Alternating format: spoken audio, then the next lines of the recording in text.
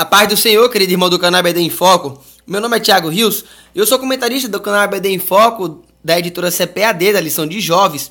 E hoje nós teremos o imenso prazer de aprendermos de mais um tema muito importante, no qual o evangelista aqui, o nosso professor, o comentarista da nossa lição, o pastor Thiago, ele nos aborda agora na lição de número 7 com o tema Nossa Esperança na Vinda do Senhor. Antes de nós adentrarmos no conhecimento desta lição, desta aula, eu quero falar para você que você pode estar usando o nosso slide, esse mesmo slide aqui que eu estou ministrando para os irmãos, que eu estou comentando para os irmãos.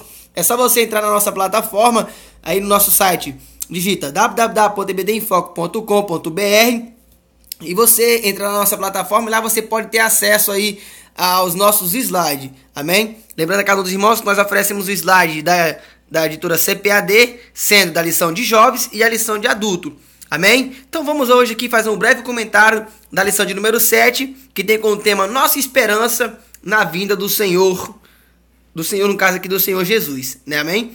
Irmãos, quando você começar a sua lição, a sua escola bíblica dominical, é bom você assim, fazer um breve comentário para as pessoas, para os irmãos, principalmente para o jovem que está escutando, falar para ele que nós, hoje, vivemos em uma época onde as pessoas, principalmente, assim, as pessoas mais idosas, claro, as pessoas mais velhas, né, elas têm depositado uma esperança, assim, em jogos. Vou dar um exemplo aqui, tais como Mega Sena, jogo de telecena, aquele negócio lá do Silvio Santos lá, né, Mega Sena, e muitos jogos desses. As pessoas hoje têm depositado uma esperança em querer melhorar a sua vida aqui na Terra, né?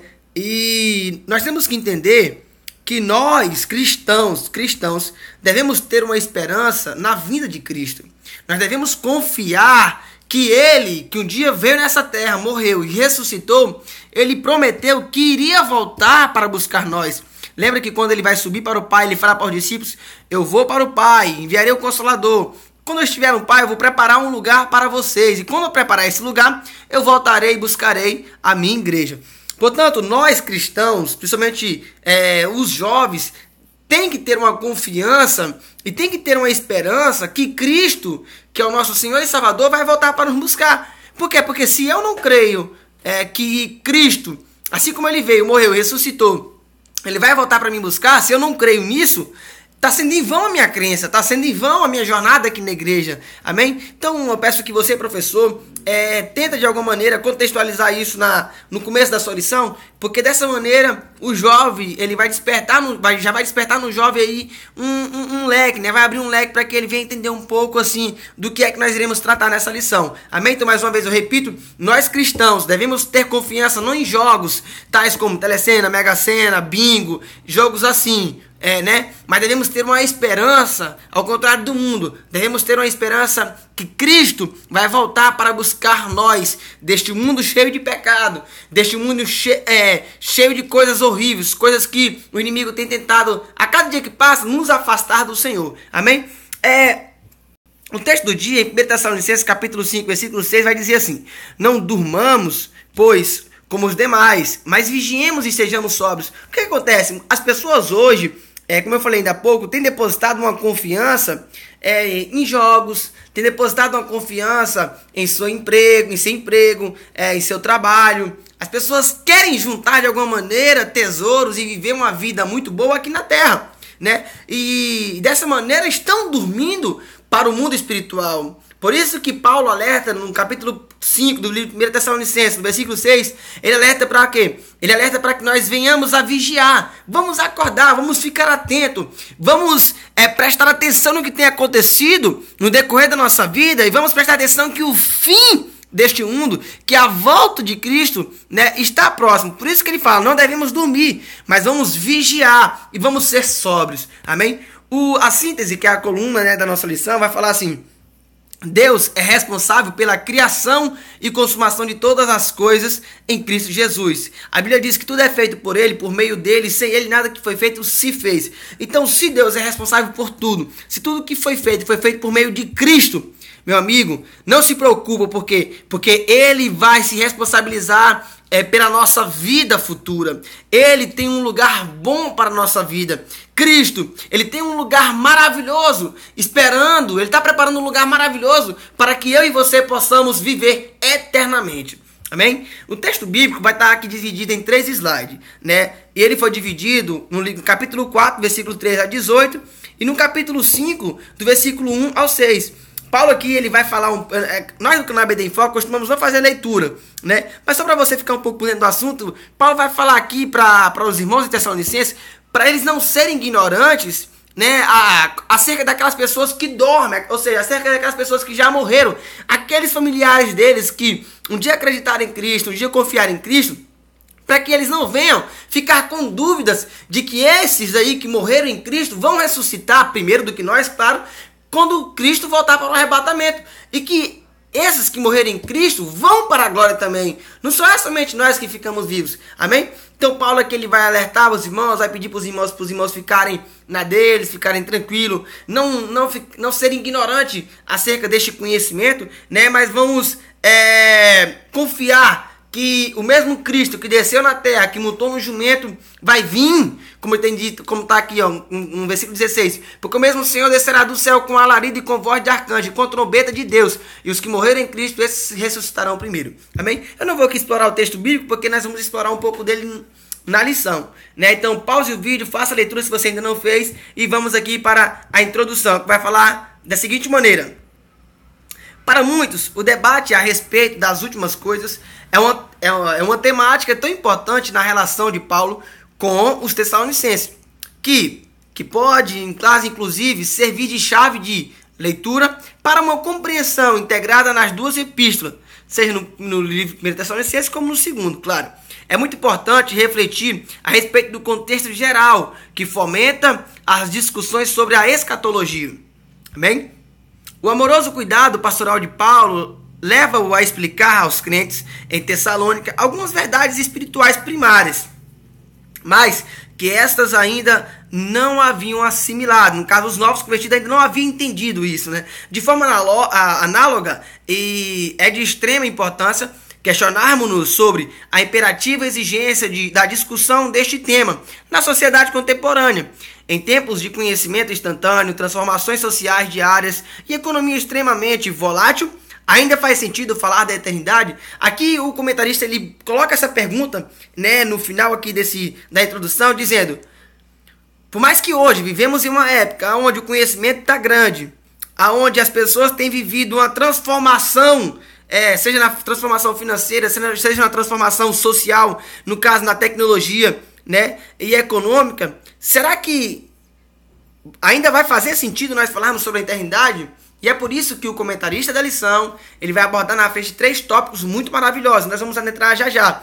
Mas você com certeza vai ver, irmãos, provavelmente, né, e com certeza você já deve ter observado isso, estou sendo redundante aqui, mas desculpa, com certeza você já deve ter observado que antes de Paulo ele pregar, ele ensinar sobre a eternidade, antes dele explorar aqui no finalzinho do capítulo 4, no começo do capítulo 5, sobre o arrebatamento, sobre as pessoas terem esperança na vinda de Cristo, sobre as pessoas não serem ignorantes com aqueles que já dormem em Cristo, você observa que Paulo, no capítulo 1, 1, 2, 3 ali, no começo do capítulo, do livro de 1 Tessalonicenses, ele vai falar sobre uma igreja que tem amor, ele vai falar com uma igreja que deve ter amor ao próximo, ele vai tentar na realidade construir um caráter nos novos convertidos, né? Vai falar que mesmo que eles vão sofrer perseguições, vão sofrer atentados, vão sofrer blasfemas contra eles, mas eles devem frutificar, eles devem dar fruto, eles devem prosseguir no reino de Deus,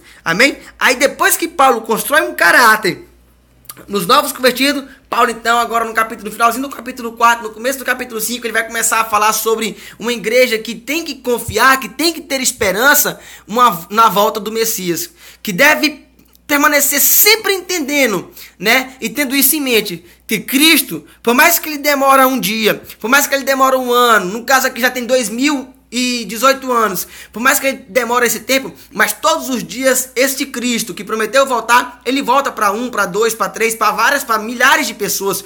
Todos os dias as pessoas morrem, Todos os dias pessoas morrem por acidente, morrem por doenças, né? Morrem por cometer, no caso, suicídio.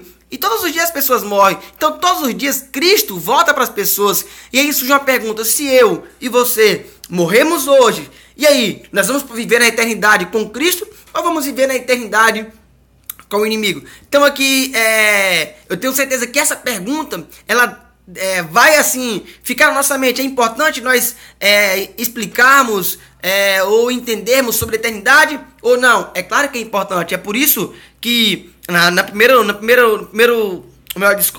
no primeiro tópico, né, vai falar sobre 3 objetivos dos esclarecimentos escatológicos, né? E o primeiro subtópico vai falar sobre evitar os perigos da falta da profundidade bíblica. Amém? Então vamos aqui para esse primeiro subtópico. O receio de Paulo para com os Tessalonicenses era o de que a falta de uma compreensão mais profunda dos pilares da fé, dentre os quais estava, por exemplo, a crença da ressurreição de Cristo, isso é óbvio, nós estamos estudando sobre isso, levasse o quê? Levasse a este grupo de novos irmãos a uma fé ignorante. E por isso mesmo adoecia. Não somos chamados para permanecer em níveis elementares da fé. Olha só o que está escrito em Hebreus capítulo 5, versículo 13 e 14. Porque qualquer que ainda se alimenta do leite não está experimentando na palavra da justiça, porque é menino. Mas o mantimento sólido é para os perfeitos, os quais, em razão do costume, têm os sentidos exercitados para discernir tanto o bem como o mal. Aqui o escritor aos Hebreus, ele, contextualizando aqui, né, se você ler aqui os versículos anteriores e os posteriores, você vai observar que os escritores hebreus tá querendo dar uma comida mais forte, tá querendo dar uma palavra mais forte para os irmãos, né? Mas você observa que eles não estão preparados para suportar um alimento tão forte. Por isso que ele fala assim: eu queria dar uma comida mais forte, mas eu vou ter que dar leite para vocês. Por quê? Porque vocês ainda são meninos, vocês ainda são crianças. Mas ao contrário do povo aqui, no caso aqui da igreja que os escritores hebreus estavam escrevendo, ao contrário dessa igreja, os irmãos de Tessalônica, né, os novos convertidos, eles já estavam alimentados com leite, com pão, com ovo. Agora eles já podiam receber uma palavra profunda. E é por isso que Paulo, ele começa a aprofundar o conhecimento dos irmãos, explicando o quê? Para que eles não sejam ignorantes acerca dos que dormem, para que eles tenham uma esperança e para que eles procuram, né, se aprofundar nas escrituras, em conhecer as escrituras. A metáfora bíblica diz-nos que a história da nossa fé é semelhante à corrida de um maratonista, né? Por isso é necessária sabedoria para não morrer no meio do caminho, mas antes completarmos a carreira. Como um atencioso mestre, o apóstolo refletirá com seus amigos a respeito das questões básicas, mais imprescindíveis para o estabelecimento de uma vida cristã saudável, livre das fábulas e mitos das tradições religiosas. Irmãos, o que faz muitas pessoas abandonarem a fé é a falta do conhecimento, é a falta da profundidade no qual elas estão aplicadas. Amém? As pessoas que não examinam as escrituras, as pessoas que vão para o culto, escutam o pastor pregar, escutam o irmão pregar, as pessoas que gostam de entrar no YouTube para ficar vendo vídeo de pregadores, vídeo de polêmicos, as pessoas que gostam de entrar no Facebook e ficam pesquisando lá polêmicas sobre pastores, essas coisas assim, as pessoas que só ficam escutando, mas não examinam as escrituras.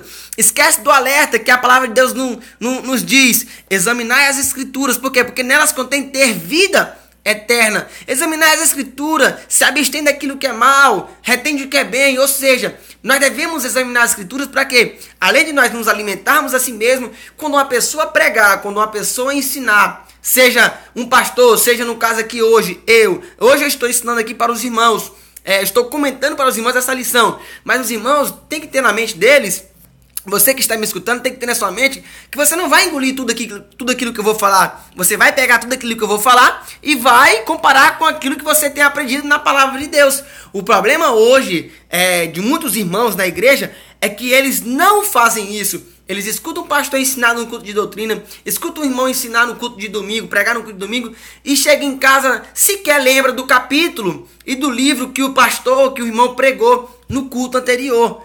Irmãos, isso é um problema muito sério. E é por isso que Paulo alerta aos irmãos e que o comentarista da lição, o evangelista Tiago, ele vai falar para nós evitarmos os perigos da falta de profundimento, da profundidade bíblica, que nós devemos nos aprofundar em conhecer as Escrituras. É interessante nós lembrarmos aqui que quando uma pessoa ela vai procurar um emprego, ela vai procurar o quê? Se formalizar. Quando a pessoa vai atrás de um emprego, ela vai colocar um currículo. E é óbvio que no currículo dela ela quer colocar muitas coisas, né? Por quê? Porque ela quer ter uma chance maior de ganhar um emprego. Da mesma forma tem que ser no reino dos céus. Da mesma forma tem que ser a vida cristã. Nós devemos nos aprofundar, devemos procurar nos aperfeiçoar na nossa caminhada cristã. Amém? Vamos aqui para o segundo subtópico, que vai falar sobre impedir qualquer entristecimento desnecessário. A imaturidade da fé dos tessalonicenses poderia desembocar num problema maior. No abandono da fé, como eu falei ainda há pouco. O que faz a pessoa abandonar a fé é a falta do conhecimento. É escutar tudo que as pessoas dizem e não pararem para examinar se a Escritura também concorda com aquilo que as pessoas estão dizendo. Pelo texto, Paulo apressou-se em responder às indagações dos irmãos, para que, assim, se evitasse um esfriamento da fé daqueles irmãos. A apostasia é bastante perigosa, especialmente quando ocorre entre os novos convertidos, que muitas vezes não têm ainda suas convicções bem firmadas, né? Aí fica oscilando de Deus para o mundo, de mundo para o Deus, de Deus para o mundo. Fica aquela coisa. Deixa de enfrentar tristezas de modo absoluto. Parece impossível. No entanto, existem determinados problemas e angústias que podemos fugir. E este era o caso entre aqueles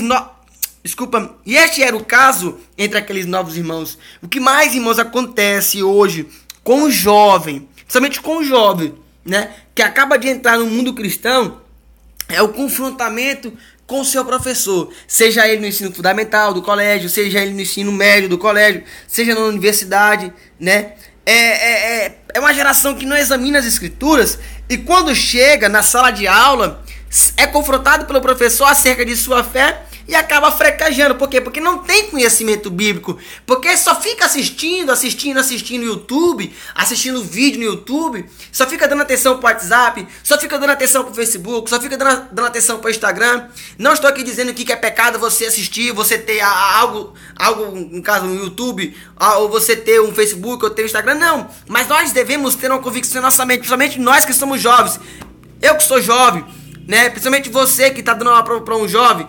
Coloca na mente do jovem que hoje os jovens, eles querem ocupar o seu tempo nas mídias sociais, nas redes sociais, né? E esquecem de ocupar o seu tempo também em examinar as Escrituras, em observar as Escrituras. Irmãos, vamos colocar na mente dos nossos jovens, vamos gastar um tempo também com a palavra do Senhor, vamos gastar um tempo também em examinar as Escrituras. Por quê? Porque o povo ele foi destruído, por quê? Por falta do conhecimento. O terceiro subtópico vai falar que nós devemos encher os irmãos, principalmente o novo convertido, com esperança e um consolo. Foi isso que Paulo fez na igreja de Tessalônica. Encheu os tessalonicenses o quê? Encheram eles de esperança e encheu eles de consolo, né? Ao falar a respeito das questões pertinentes àquele contexto social, Paulo demonstra seu cuidado pastoral, que se manifesta no zelo pelo crescimento espiritual daquela igreja. Do que adianta um sermão bem estruturado se o seu conteúdo não é compreendido pelo público? Tem muita gente desse jeito, faz curso de como você se comportar muito bem no púlpito da igreja. Aí pega, faz aí umas 10 folhas aí de esboço, leva para o culto. Aí fala aí, usa aqueles 10 esboços e não prega uma mensagem simples. A igreja não consegue receber, por quê? Porque os irmãos muitas das vezes não é um irmão intelectual, mas são irmãos que acabaram de chegar agora no reino dos céus. Qual é a relevância de uma profunda discussão sobre os elementos secundários da doutrina cristã, se o essencial ainda não foi assimilado pela comunidade? É uma pergunta, né? Mais uma vez aprendemos com Paulo um importante princípio cristão. O importante em um sermão não é demonstrar o quanto se tem de conhecimento, mas falar claramente aquilo que produz o quê? Aquilo que produz crescimento. E produzir esperança e consolo. Ou como o apóstolo Paulo, no caso aqui, ele fala, em contexto semelhante, devemos consolar, exortar e edificar. Para isso que a palavra de Deus serve. Este deve ser o quê? O cerne de toda a pregação. Paulo, atento que os irmãos em Tessalônicas poderiam se desanimarem poderiam abandonarem a fé. Olha onde Paulo enxerga, né? Paulo ele enxerga a necessidade de quê? De encher os novos convertidos de uma esperança. Por quê? Porque Paulo sabia que eles iriam ser confrontados. Paulo sabia que eles iriam ser indagados na sua caminhada cristã. E aí Paulo ele tem que, de alguma maneira, consolar os irmãos, encher os irmãos de uma nova esperança. E como é que ele faz isso? Alertando a eles para que eles ficam atentos sobre o arrebatamento de Cristo. Alertando a eles que por mais que nós vamos sofrer nesse mundo, por mais que nós vamos padecer neste mundo, mas Cristo, ele vai voltar para buscar os seus. Amém? Vamos aqui para o segundo tópico, né, que vai falar sobre verdades relacionadas à vinda do Senhor. E o primeiro subtópico vai falar que nós devemos ter o quê? Uma certeza da ressurreição gloriosa dos santos. Vamos lá? Temos plena convicção que aqueles que morreram em Cristo serão triunfalmente ressuscitados para a satisfação e alegria eterna. Por isso, não há espaço para o quê? Para nenhuma crença. Desculpa, o xizinho ficou no meio. Nenhuma crença aniquilacionista, né? Aniquilacionista. Desculpa, irmãos. Aqui. Não há, ou melhor dizendo, não só haverá vida após a morte, como a ressurreição dos santos será para a felicidade e paz. O poder da maldade é parcial e transitório. A glória de Cristo é eterna e absoluta. Amém? No primeiro subtópico aqui do tópico número 2, é claro e sem sombra de dúvida, né, que o assunto como você, tipo assim, como nós estamos ministrando hoje para os jovens, é claro que sem nenhuma maldade aqui eu tentar falar isso, mas você explicar para um jovem como usar um Facebook, você explicar para o jovem como você deve usar o YouTube, como você deve se comportar nessa sociedade, isso é importante? É importante, mas algo mais importante para nós ensinarmos para o jovem, para nós ensinarmos principalmente para o novo convertido, é o quê? É falar sobre a ressurreição de Cristo, é falar sobre a condenação dos ímpios, é falar que nós cristãos devemos ter uma esperança firmada, sem oscilar. Nós não vamos duvidar. Por exemplo, hoje eu acredito que Jesus vai voltar para me buscar e amanhã eu não acredito mais.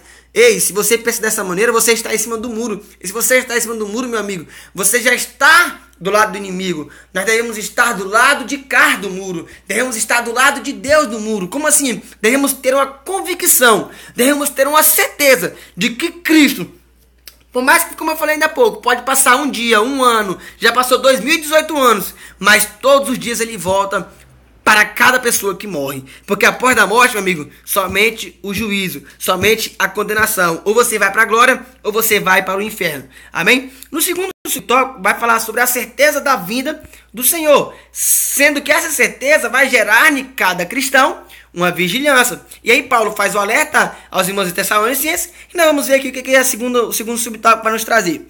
Não é porque temos a certeza da volta de Jesus e a convicção de nosso estado de eterna alegria com o Pai, que devemos viver de modo negligente. Mas vós, irmãos, já não estáis em trevas, para que aquele dia vos surpreenda como um ladrão. Porque todos vós sois filhos da luz e filhos do dia. Nós não somos da noite, nem das trevas. Não durmamos, pois como os demais, nós vamos dormir como os demais. Mas vigiemos e o quê? E sejamos sóbrios. Está em Tessalonicenses, né? Versículo 4, 6, capítulo 5. Pelo contrário, tal revelação exige de nós comprometimento absoluto com o reino de Deus. Não é possível vivermos com um coração dividido entre dois tipos de desejos contrários, ou tentando servir ao Senhor e às trevas. Não tem como nós servirmos a dois senhores, né? É necessário o quê? A tomada de decisão. Aqueles que não conhecem a Cristo temem o fim de todas as coisas. Estes, porém, são os que desperdiçam suas vidas no pecado. Nosso sentimento deve ser o quê? Exatamente o inverso deste. Não ter um sentimento, um coração corrompido pelo pecado. Mas nós devemos ter um sentimento de ansiar pelo retorno de Cristo. Devemos ter um sentimento onde esse sentimento vai provocar em nós uma convicção de que nós encontraremos um dia com Deus. Este será o melhor momento de nossas vidas. Devemos ter isso em nossa mente. Isso em nossa mente. E é por isso que eu tenho que tomar cuidado com a minha vida aqui na terra. E é por isso que eu devo vigiar, né? Se eu tenho certeza de que ele vai voltar, né? Fica claro na minha vida, na minha conduta, que eu devo tomar cuidado para eu não oscilar a minha crença, para eu não abandonar a minha fé, né? Eu tenho que ficar atento, eu tenho que tomar cuidado, né? O que um vigia faz? O que um guarda de uma empresa ele faz? Ele fica a noite todinha acordado, observando, né, em volta da empresa. Da mesma forma somos nós. Como nós hoje somos vigias aqui na terra, devemos ser vigilantes aqui na terra, né? Nós temos que ter cuidado, nós temos que prestar atenção no que tem acontecendo à nossa volta, né? Se eu creio em Cristo, né? Se eu confio em Cristo, né? Por que então que eu vou ter medo de morrer? Por que então que eu vou ter medo de acontecer uma tragédia comigo? Se eu sou credor em Cristo, se eu sei que se eu morrer eu vou para a glória, se eu sei que se eu hoje, né, fazer que nem um ditado popular, descer as cordas, se eu sei que se eu descer as cordas hoje eu vou para a glória, por que eu vou ter medo da morte? E por quê? Eu não posso ter medo da morte, porque se eu tenho medo da morte, então isso é sinal que a minha fé está oscilando. E se a minha fé está oscilando, eu tenho que tomar cuidado sobre isso. Eu tenho que prestar atenção no que está fazendo a minha fé oscilar. Todo cristão, toda pessoa que confia em Cristo, ela tem que ter a sua convicção da sua salvação. Hoje, graças a Deus, eu consigo ter essa convicção. Eu tenho essa convicção de que se eu morrer, eu vou para a glória. Se eu morrer, eu vou viver eternamente para com Cristo. Eu vou morrer para este mundo, mas vou viver para Deus. Amém? Então vamos aqui para o terceiro subtópico, para nós encerrarmos o segundo tópico, já comi muito tempo aqui. Este será o quê? Um ato reivindicatório de Deus. Depois, nós, os que ficarmos vivos, seremos o quê? Arrebatados, juntamente com eles, nas nuvens, a encontrar o Senhor nos ares. E assim estaremos sempre com o Senhor. Arrebatados, esta palavra literalmente significa o quê? Tomar a força, arrebatar com rapidez, reivindicar-se para si. Nosso encontro para com Deus, ou seja, para com o Senhor, será resultado de uma decisão exclusiva de Deus. Ore por ter autoridade e poder. Para isto, arrancará aqueles que lhe pertencem. Somos possessão do Senhor. Estamos neste mundo como peregrinos, agradando o nosso regresso à morada eterna, ou seja, aguardando, né, a nossa Jesus vir para buscar para nós morarmos eternamente. Mas uma vez ratifica-se que nossa salvação não é um ato cuja origem deriva de nós, é na verdade um ato gracioso do Pai, né? Se é o Cristo, o Criador do homem, se foi Cristo que formou o ser humano, fica bem claro, fica óbvio que o quê? Que ele vai querer e ele vai requerer aquilo que ele fez, aquilo que ele criou, né? Por quê? Porque nós somos propriedades exclusivas de Deus. Nós somos propriedades exclusivas do Senhor. Amém? E quem manda não sou eu. Quem tem autoridade sobre a minha vida não sou eu. Por quê? Porque agora quem vive em mim não é mais eu, mas é Cristo. Por quê? Porque Cristo vive em mim. Eu morri para o mundo e agora eu vivo para Deus, né? Então, irmãos, Deus, vamos lá dizendo, Cristo, ele não deve satisfação para ninguém para vir buscar o homem. Ele não deve explicar, hoje eu vou buscar Tiago, hoje eu vou buscar João. Não, ele não precisa explicar para ninguém. Por quê? Porque ele é dono da minha vida, porque ele é dono da tua vida. E se ele é dono da minha, e se ele é dono da sua vida, ele não deve satisfação para ninguém para buscar a sua igreja. E quando ele buscar, meu parceiro, quando ele vir buscar, meu parceiro, não tem ninguém que vai impedir dele buscar aquele que é seu. Amém? O terceiro tópico para nós concluirmos essa lição: os jovens de hoje precisam pensar sobre as últimas coisas. É uma pergunta na realidade, né? Os jovens de hoje precisam pensar sobre as últimas coisas? Fica bem claro que sim, né? Por quê? Porque há uma urgência de um despertamento. Assim como Paulo exorta a jovem igreja de Tessalônica a vigiar e estar atenta quanto aos acontecimentos que precedem a vida do Senhor, olha só o que está escrito no versículo 6 do capítulo 5. Não durmamos, pois, como os demais, mas vigiamos e sejamos sóbrios. Você veja aqui que já foi 3 vezes que já foi mencionada esse versículo, né? Os jovens precisam saber que a força deles passa, assim como a sua beleza, assim como a sua própria juventude, assim como a sua própria vaidade, ou seja, né? Tudo isso é passageiro. A ilusão da juventude eterna precisa ser desfeita. As pessoas precisam reconhecer a presença de Deus em cada fase da vida e assim experimentar o melhor do Senhor sempre. Não há mais tempo a perder. Irmãos, nós, professores, devemos confrontar os jovens, né, com a palavra de Deus. Amém? Com a palavra do Senhor. Nós devemos ensinar para cada um deles, né, que tudo nessa vida passa, que tudo nessa vida é passageiro. Prova disso é você. Se você puder, principalmente nesse último tópico aqui, você leve, né, uma foto sua quando você era criança. Leve uma foto sua quando você era adolescente. Se você puder, tudo isso é para dinamizar a sua aula. Se você puder fazer isso, leve, né, e você vai mostrar para eles que assim como o planeta Terra que está passando, que muda, assim como uma galinha que cresce, né, que bota ovo e assim por diante, você também passa. A sua juventude também passa. Amém? A sua beleza também vai passar, né? A sua vaidade, ela vai se acabar. Mas o que não passa? A palavra do Senhor. O que a palavra dele nos diz? Que um dia Jesus Cristo vai voltar para buscar os seus. E ele vai para buscar os seus. Quem é os seus? Aqueles que um dia confiaram em sua pregação. Aqueles que um dia deram crédito à sua mensagem. Aqueles que um dia não tiveram vergonha de pregar o evangelho. Porque acreditaram que o evangelho do Senhor Jesus Cristo, como Paulo falou, é poder de mudança na vida do meu amigo, na vida da minha amiga, na vida da minha família, na vida de todos aqueles que creem. Amém? Então, Cristo, ele vai voltar para buscar. Por quê? Porque a palavra dele não passa. A palavra dele é eternamente.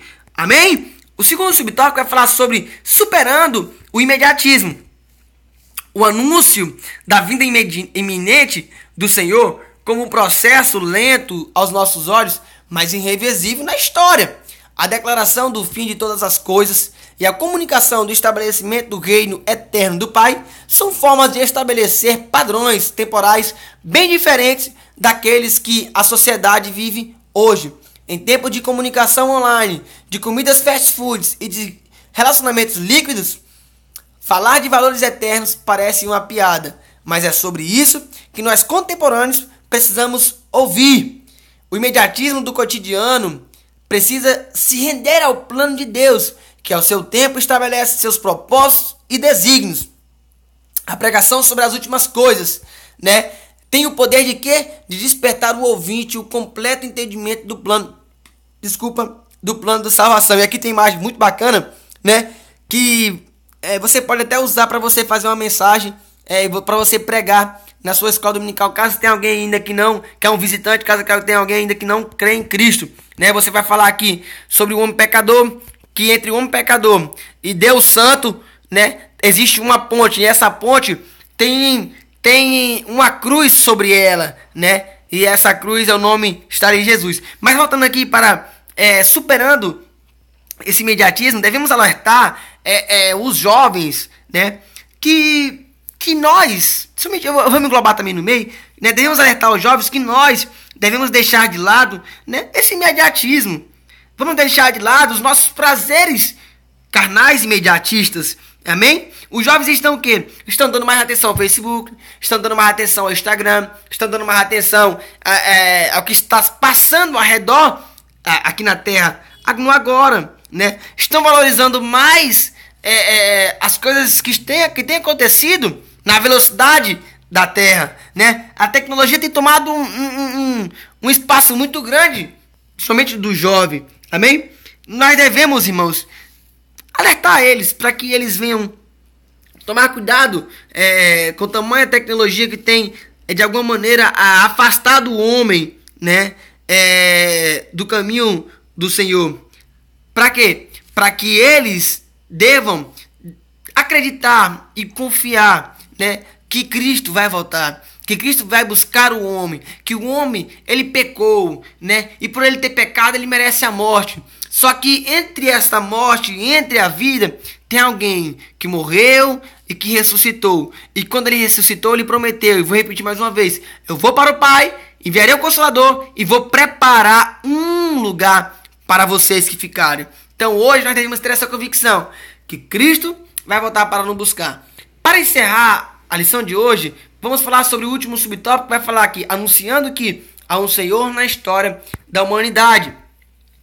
A urgência da pregação escatológica está intimamente associada à constante necessidade de declararmos que há um Deus que, de maneira amorosa, traçou as linhas mestras da história humana. O Senhor é a terra e a sua plenitude, o mundo e aqueles que nele habitam. Anunciar o fim implica dizer que há um Senhor no universo, o qual, sendo responsável pela criação de todas as coisas, também estabeleceu um fim para elas. Por meio de seu cuidado, o Pai tem gestado na história o resultado de seu plano eterno, mesmo diante das oposições das trevas e da fragilidade humana, né? Mas Cristo, Deus, ele é autor, é dele o domínio da terra. Ele, né, de tal modo que o fim que já deve ser anunciado aponta para o estabelecimento integral do reino de Deus. Desta maneira, apregoar o fim é também apontar para a causa última do universo. Irmãos, se Deus é o Criador, se foi Ele que fez todo o universo, né? Com certeza, e eu tenho essa convicção, que Deus está observando que o homem de alguma maneira está destruindo o mundo, que o homem de alguma maneira está acabando com o planeta Terra. E, como toda pessoa que cria, que cuida de alguma coisa, todas as pessoas que são criadores não gostam de ver aquilo que ele criou sendo deteriorado, sendo maltratado, né, sendo judiado. Da mesma forma é Deus. E é por isso que ele vai intervir. Ele vai intervir de uma maneira que ele não vai deixar o homem botar fim, mas ele mesmo vai colocar fim nisso.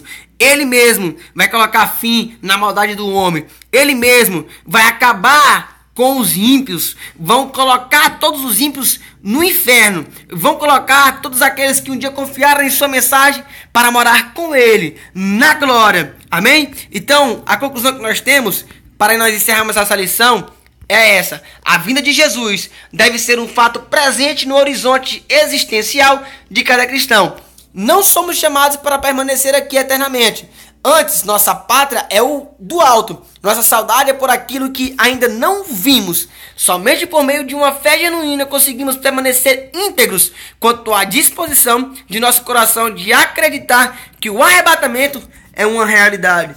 Portanto, prezado professor, tenta de alguma maneira, né, oferecer o seu melhor na sua escola dominical, né, e de alguma maneira tenta impactar a vida do seu aluno, seja ela nessa escola dominical, seja lá na outra que você vai vir, mas de alguma maneira tenta colocar no coração de cada aluno que ela deve ter um prazer de vir para a escola dominical, porque na escola dominical é onde as pessoas, né, se familiarizam ainda mais com a palavra de Deus.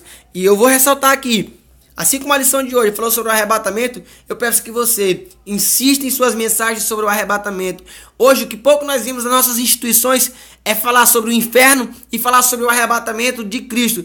Vemos muitas mensagens, vemos muitas teorias e pouco se prega sobre a vinda de Cristo. Parece que as pessoas têm se preocupado muito mais com a vida terrena e esquecido com a vida futura. Que Deus em Cristo vos abençoe. Aqui no final aqui tem perguntas, né? Você faz a pergunta e tem a resposta. Amém? Mais uma vez eu quero pedir para você, visita o nosso site, visita a nossa plataforma, digita em www.ebdinfoco.com. Lá você terá acesso a esse slide, você também terá acesso a cursos da EBD em Foco, no caso, como Catecismo de Educação dos Cristãos, Dinâmicas para EBD. Amém? Se você gostou do nosso comentário, curte, compartilha nas suas redes sociais. Amém? E que Deus em Cristo venha abençoar cada um que gosta da Escola Bíblica Dominical. E essa foi a minha participação de hoje.